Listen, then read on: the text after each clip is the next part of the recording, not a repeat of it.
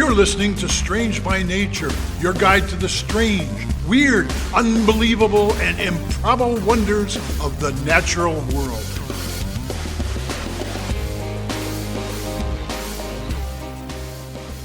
Hello, everyone. Thanks for being here today. I am Kirk Mona, and I am joined today by Rachel Ginza and Victoria Thompson.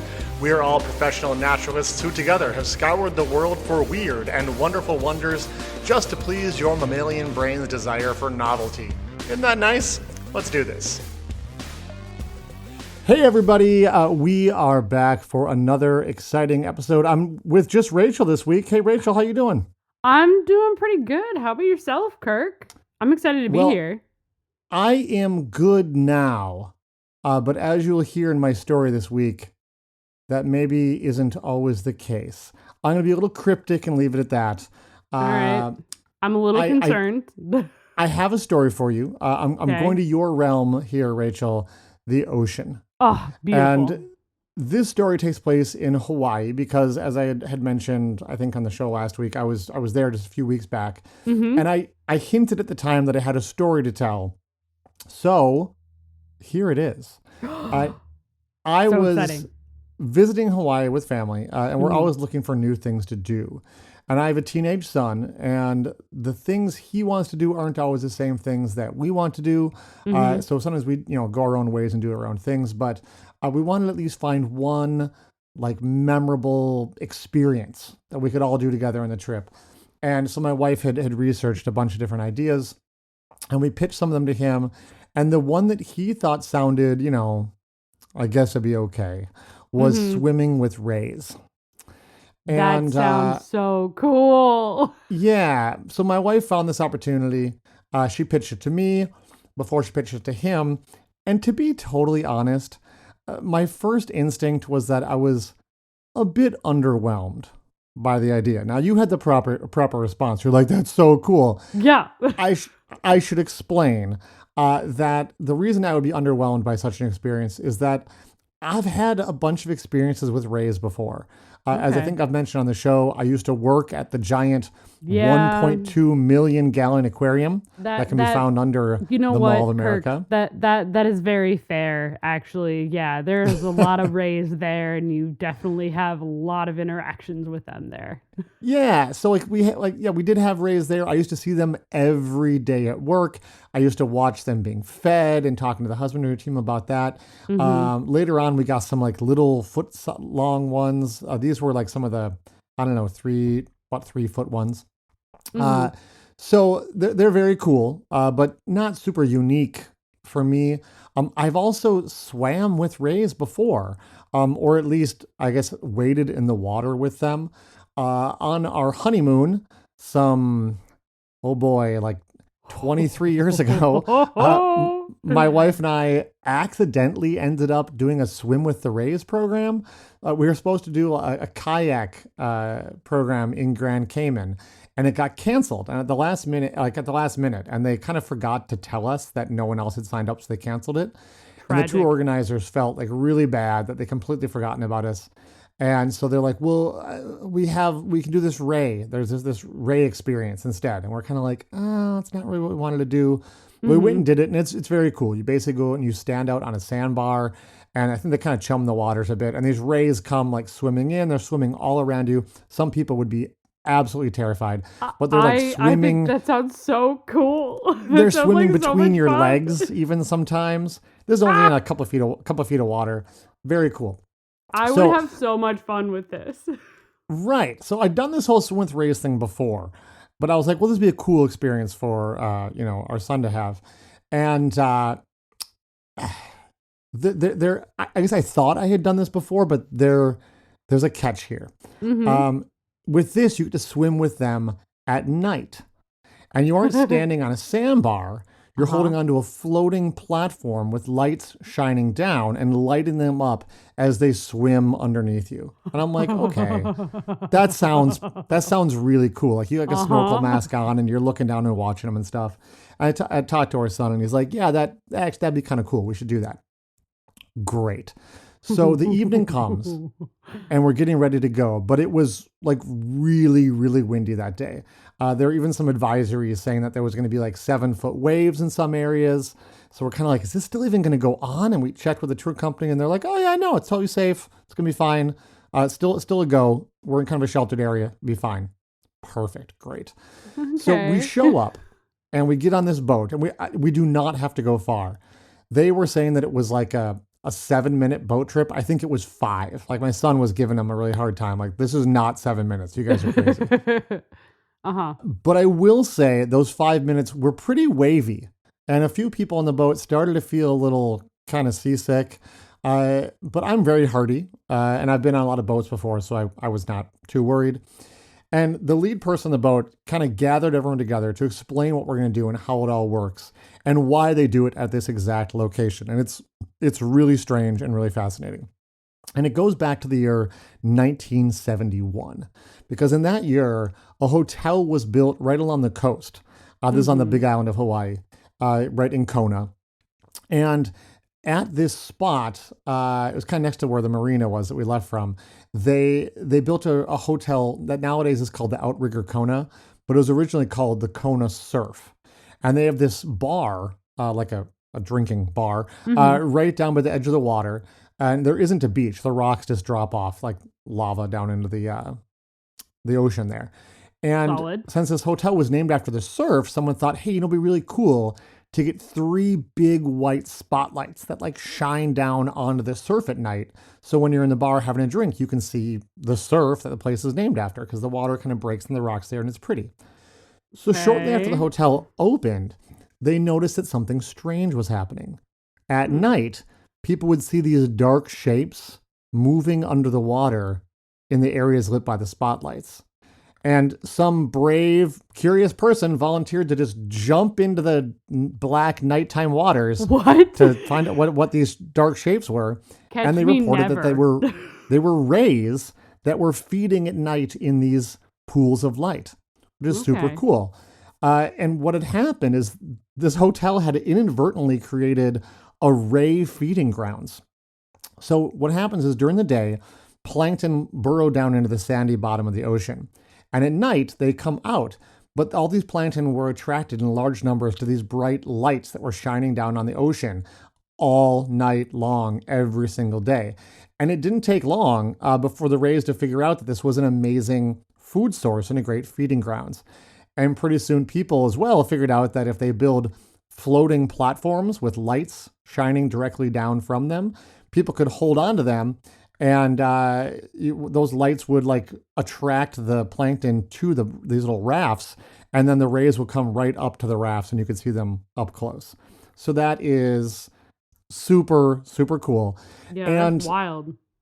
As this is all being explained to me on the boat, that was rocking back and forth on the ocean, it occurs to me that the rays we had at the aquarium and the rays that we saw in Grand Cayman didn't eat plankton. They ate fish. In fact, we would cut fish up to feed the rays at work. And the rays I was familiar with were southern rays. And they can get pretty big, 4, maybe 5 feet across at the biggest. And when my wife said, hey, we're going to see rays in the ocean, for some reason my brain just assumed that these would also be southern stingrays. Right. Of course. They're not. I was wrong. You are so wrong. I think I know what kind of rays they are. Yeah, they were manta rays. Now, Rachel, you are like a giant ocean nerd. I'm sure since you were a little girl, you were like studying all about the ocean stuff. Yeah. And I gotta be honest, I'm more of a land guy than a water guy, and I'm around fresh water a whole lot more than like being around marine water. So I never went through that obsessive phase learning about marine mammals like a lot of other people. And so I have to admit, I didn't know how big manta rays are.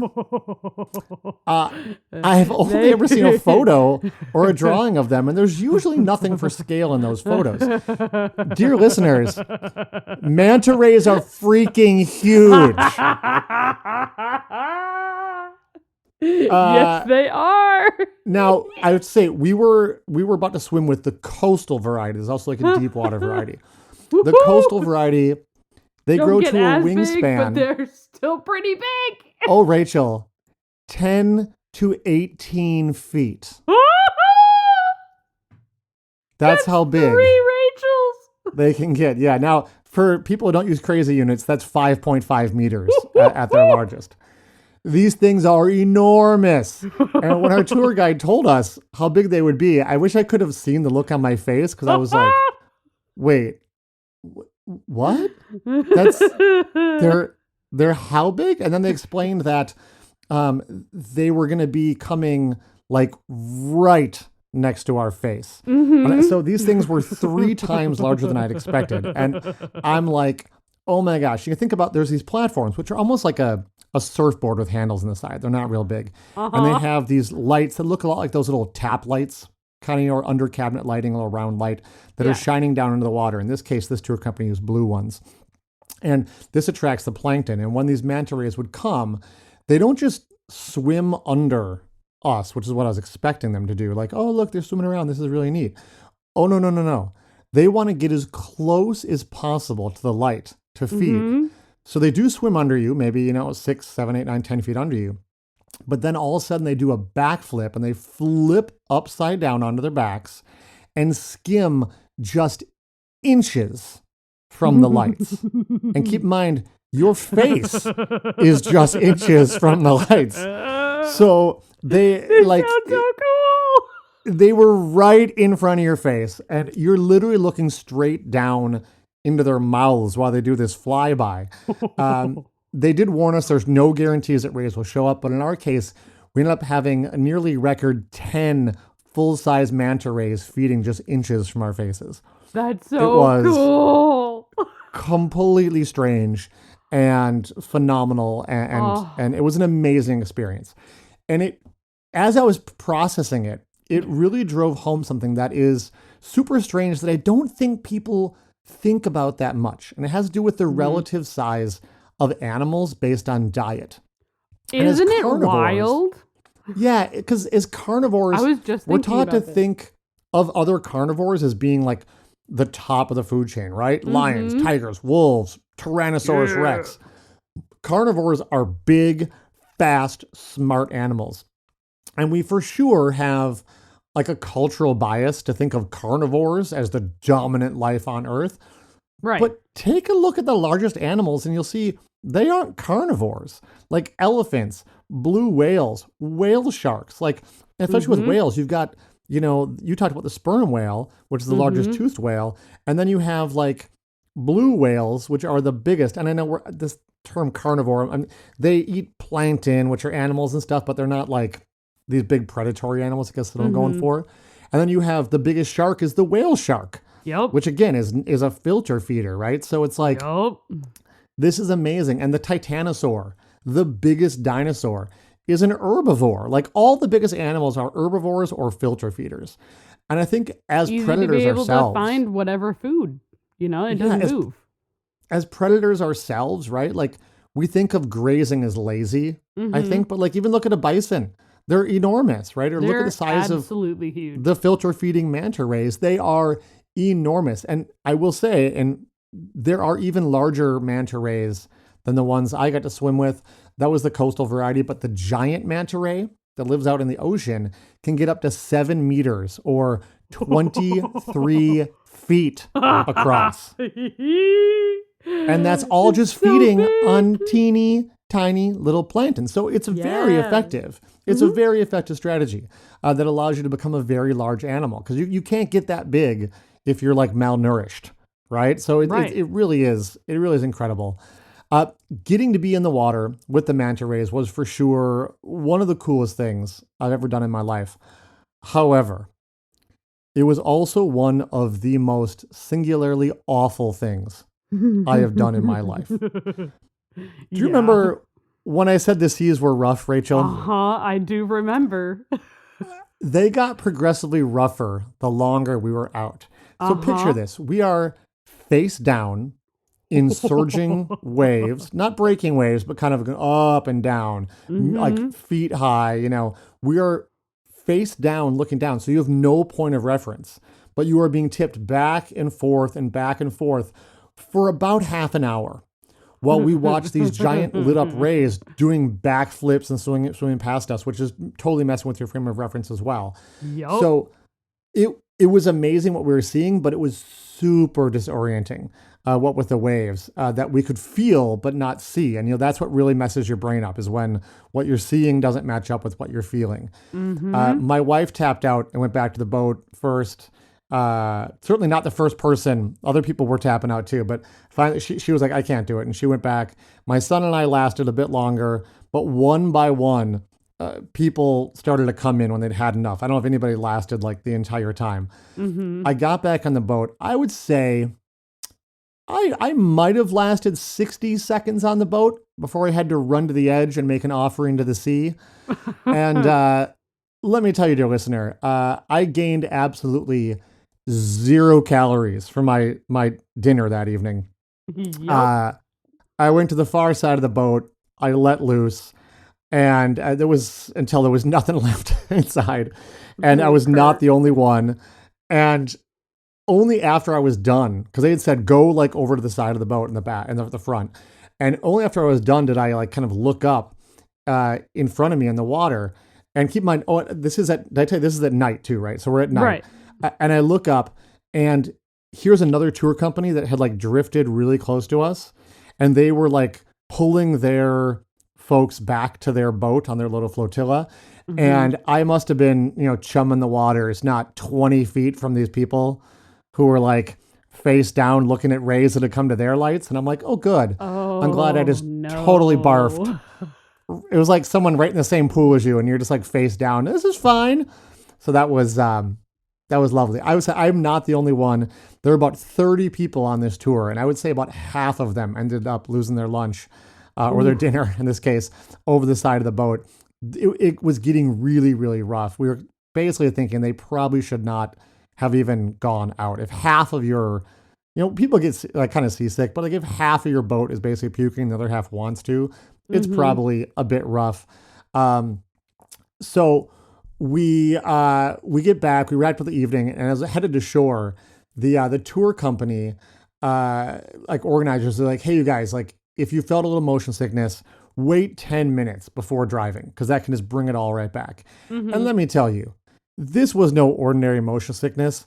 I had to sit in our car. I could barely walk to the car, and we had parked far away. I had to like sit in the car doing breathing exercises for a full hour before I could even think about letting that car move even an inch. I have never felt such bad motion sickness that lasted so long after the causative event occurred in my life. And after the 45-minute drive home, my breathing was like almost back to normal, and I just collapsed in bed. And I think it is fair to say that I do not want to see another boat for many, many, many years. I did, like up until a year ago, like I owned a boat. Okay. So like I'm no stranger to boats. This was awful. It was really awful. I did find out later that about 3 hours after we got off the water, the National Weather Service officially issued a gale warning and told all boats to stay off the water. So I personally think they were a little late to the party on that one, because it was pretty rough out there. But the rays didn't care. They were having a lovely time feeding, and we got to see it. So that's what I wanted to talk about this week. Just swimming with enormous rays at night. One of the strangest and most beautiful and memorable experiences of my life for multiple reasons. I highly recommend it, but I'll just say, be sure to pick a calm night, because it would have been a different kind of memorable if it had been a calm night and my arms weren't also being like ripped out of their sockets by being jerked back and forth for half an hour on this floating raft. So that's pretty sweet. Pretty sweet. That's awesome. That's so yeah, cool, it was. Kirk. It was. Well, look, I've rambled enough about that. We're going to take a short break. And when we come back, Rachel, you got something for us too, right? Oh, absolutely. Awesome. See you guys soon.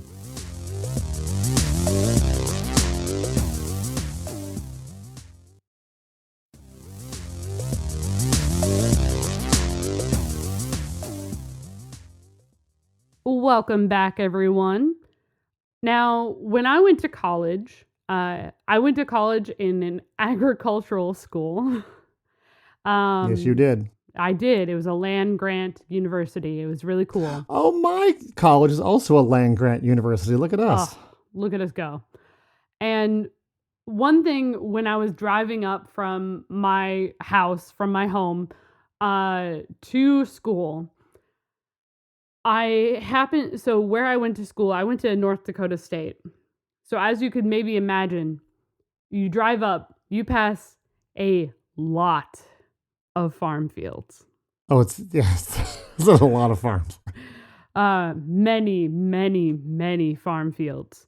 And the closer I got to North Dakota, some of those farm fields, it was really cool because in like August, some of those farm fields are just thousands and thousands of beautiful sunflowers just cool following the sun.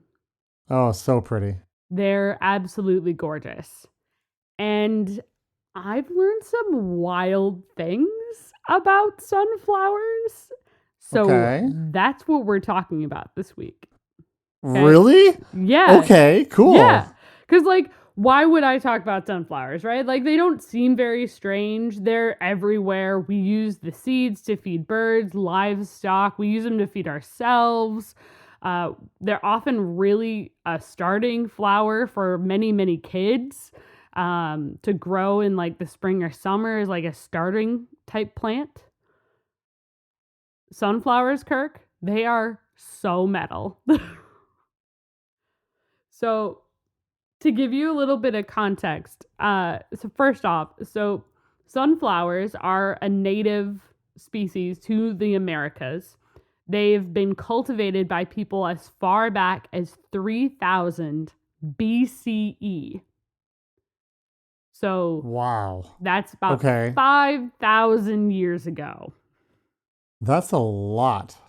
Yes. So we've been cultivating and using them for many different types of purposes for a very, very long time.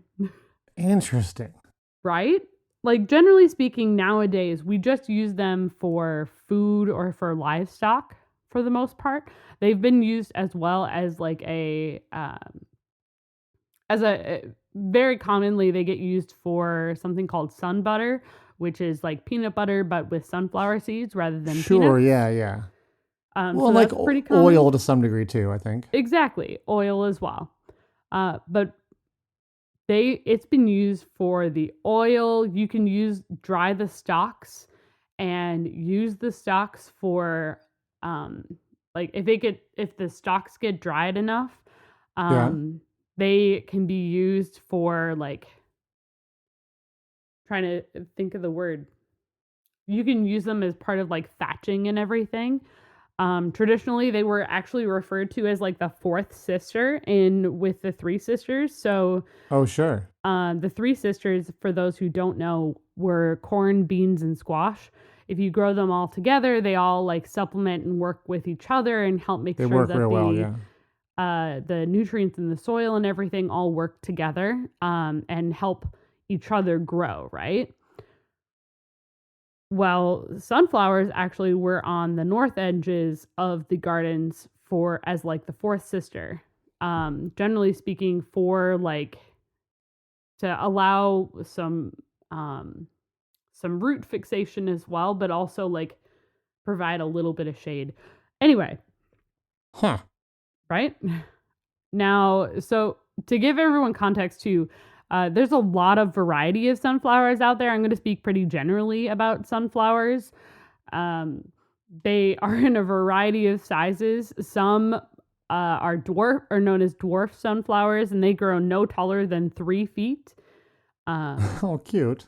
Isn't it adorable? But others, most of them, the ones that we think about, can get up to 16 feet.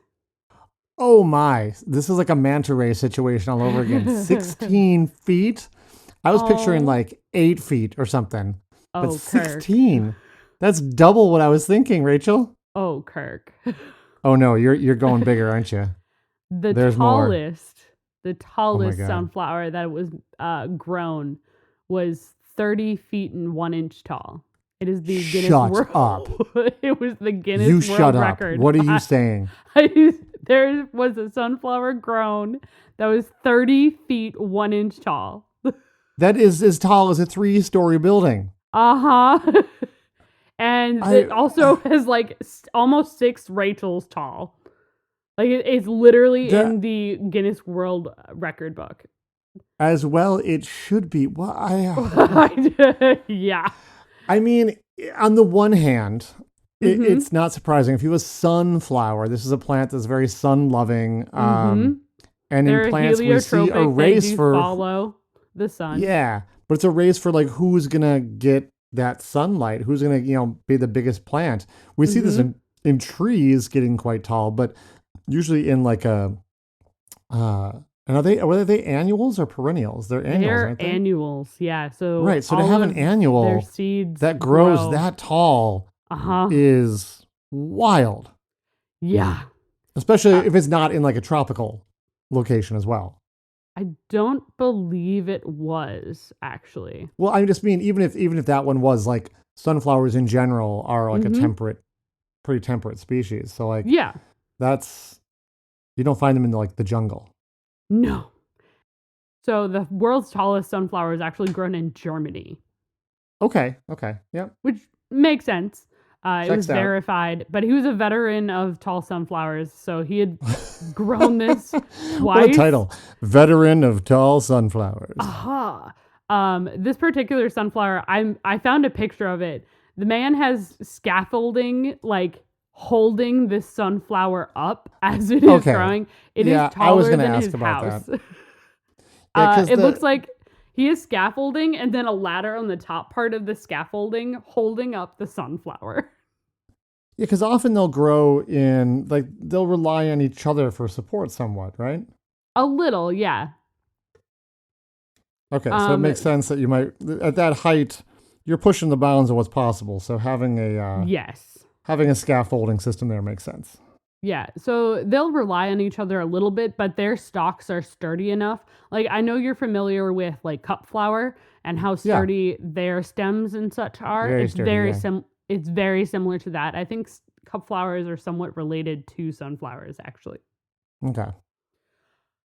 So other things that I wanted to talk about in relating to sunflowers and why they're so strange in the first place is one, you are able to eat so much of the sunflower. Generally speaking, they're one of the most edible flowers out there. You can eat, Really? yeah. If prepared properly, you can eat the stem, you can eat the petals, the flowers themselves, which are not the yellowish petals that we see. The flowers are actually the brown bits on the inside. Those are the flowers. The petals around it are just a radial to attract sunlight and Interesting. bring it in. Nice. Each sunflower is actually thousands of sunflowers, little tiny flowers in the center, pollinating each other, cross-pollinating because there's both male and Right. female, and they're just And that's why you get going so many wherever. seeds in the seed head, as each one of those seeds comes from one of the flowers, right? Exactly. They are, yeah, so you can eat you can eat that. You can the leaves can be used to make tea, or you can even like use them as types of greens. The stalks are actually also able to be eaten. Their Man. roots can be used for food I as had no well. idea. Yeah, so they are super edible. You just have to be able to prepare the different parts Right. for eating, which is pretty wild. Wasn't expecting that when I was reading about sunflowers. The other thing that was wild to me, so sunflowers are already kind of cool. We don't really think of them as being as very like metal or crazy or anything like that. Right. They seem pretty like, peace-loving, laid-back flowers. Yeah. Not so much, huh? No. Oftentimes they can be considered, wild sunflowers are considered a weed for a lot of crop farmers just because they're found often. The wild ones are perennial and they're often found in like corn and soybean fields, and like that's not great for farmers. Oh, But so wait, so there's both perennial and annual sunflowers yes, then? Okay, it depends on the type of sunflower. gotcha. But what's really crazy to me, so if say you're outside of Chernobyl and you want to get rid of some of that nuclear fallout, I mean, non sequitur, right? not on a daily basis. I'm usually not doing that, but hypothetically, okay, I'm with you. Hypothetically, you could plant some sunflowers. Could I? You could. Uh, so sunflowers are actually able to extract pollutants from soil. Okay. Any type of, a lot of different heavy metals, including lead, uranium, cesium, zinc, cadmium, very heavy metals. And they Yeah, a lot of those actually aren't good. absorb those through the roots and just accumulate into like the shoots and the leaves and stuff. Obviously, don't eat those sunflowers. Don't eat those. Those ones, yeah, not so much. Those ones are bad. But it's taking them outside of the environment itself and helping replace, like remove those from the environment, which Interesting. allows us to be able to go into those spaces, allows the nature to be able to like come back from a nuclear fallout. There's actually been a campaign about planting a bunch of sunflowers for Chernobyl, and there was a similar one actually for the Fukushima Sure. nuclear disaster of planting a ton of sunflowers in the area, so that way it can Interesting. help neutralize a lot of the really heavy metals. Well, I think I recall in that that they space. actually normally grow a lot of sunflowers in Ukraine. So Mhm. that would not be out of the ordinary to go plant some around Chernobyl. No. So they've already been working on it and trying to help get some of those metals out, because it'll accumulate in the areas, but it'll fix it enough so that way they can actually be like processed and like taken out and not be, uh, Causing problems. radioactive Yeah. sunflowers. So that way it helps neutralize it, so you can take it out and just be like, well, this is fine now. This won't exist over in this space. It'll be Sure. okay. If you harvest the crop, it has been pulled out of the soil and now is fixed into the plants. Exactly. So you still have to dispose of the plants then. But yeah. Yeah. A couple other things before I end this. Sunflowers are also being looked at since they also produce latex. Really? Which a lot of folks are allergic to, including myself. Yeah. They are actually being looked into as an alternative for producing like a hyperallergenic rubber. So latex, for those who don't know, the main ingredient in rubber is latex, which comes from like rubber trees and things like that. And there's a lot of people who are actually allergic to latex, and it creates it to the point where it's like it can be bad. It can be really bad. Like my mom, for example, like this is a total side tangent, but my mom was anaphylactic. Like she couldn't even be in the same room as a rubber band, or she could like not breathe. It was bad. So having an alternative is great. It's great. Very good. Yeah. Very good. But to end this, I really wanted to just look at sunflowers themselves and the fact that they look so innocuous. There's so many little tiny flowers on them, and we all look at them and just like smile a little bit. Or I hope you all look at sunflowers and you smile a little bit, just because they remind you of the sun, awesome. Right? They're really pretty. They've been around for 5,000 years. But well, been cultivated for that long, right? They've been cultivated for that long at the very least. Yeah. And they've been a part of they've been a part of the human history for so long. Right. The fact that we're still utilizing them as heavily as we are. And in new ways. They still bring us so much joy. Go plant a sunflower. It'll be great. Nice. Well, yeah, up here, except for our Australian listeners, it's probably a little late in the season. But for those of us in the Northern Hemisphere too, yeah, perfect timing. Or start one by seed in your house. No, See yeah, how it goes. do that too. Why not? Bring yourself Why a not? little bit of sun in the wintertime for those who it is winter. Anyone who does that, send us a photo. We will share it. We Oh. would love to see your sunflowers. That'd be so cool. Oh, that would be so fun. Rachel, I had no idea that sunflowers were going to be so strange. Right? got They me. seem like totally innocuous. And it's like, hold on, hold your hat. And I love that both of our topics this week were things that were bigger than you'd expect. Mm-hmm. Wild. I I'm still gonna can't see get if over I the can 30 hold on foot. to that picture of that one sunflower and post I want a it on picture our of the social. 30-foot sunflower next to the 26, 28-foot manta ray. Yup. Not the right habitat. They're not compatible in that way, but unbelievable. It's all good. Well, thanks everyone for listening. We Yeah, thanks, will everyone. see you next week. All right, Till then, bye-bye. Bye. Thanks everyone for listening to today's show. Be sure to subscribe. New episodes drop every Wednesday, and we love sharing this strange world with all of our listeners.